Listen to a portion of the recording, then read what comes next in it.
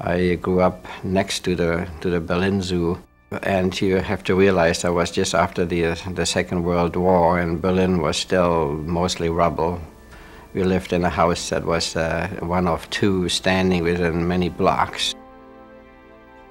A few buddies and myself, we found a place where we could sneak in undetected. So I really was very fascinated by animals, and especially one animal really fascinated me, which was a gorilla, and he was famous, I think, in all of Germany. His name, I think, was Oscar.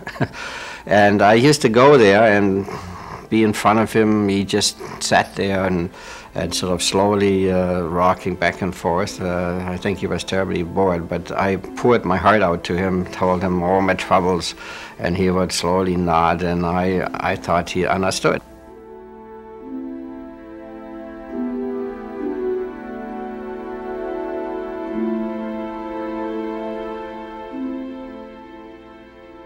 But eventually I visited, I think, close to 600 zoos. I think after 560 I stopped counting.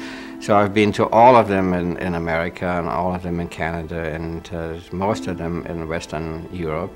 And I have 56 images to show for.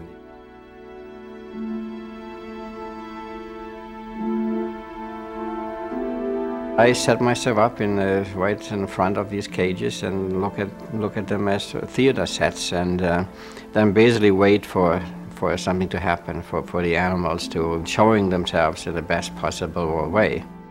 Yeah, this work was just it was straight photography. I wanted to be totally honest.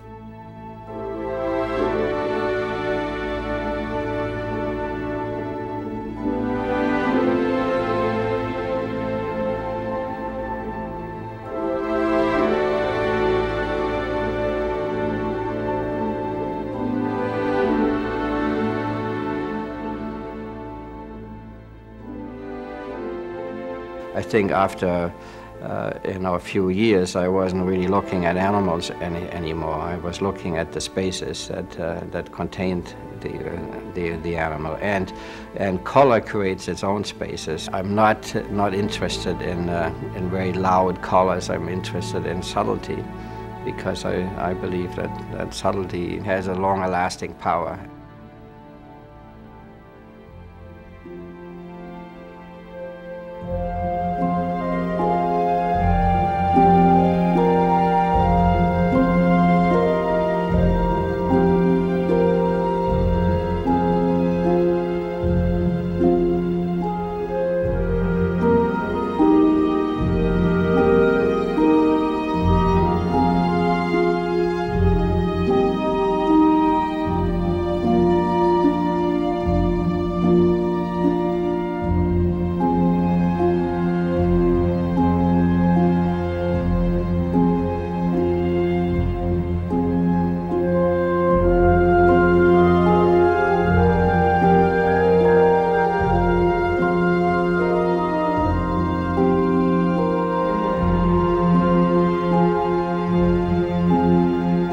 I was very surprised at some very strong emotional and political reactions that I had, and it made me realize that this work can be looked at in many different ways.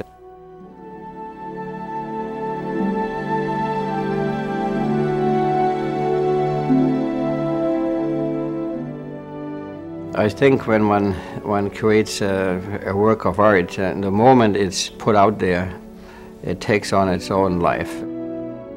As an artist, I feel I'm only like a sounding board, and I think art really only works for me if the artist gives the work a chance to go beyond the artist, him or herself.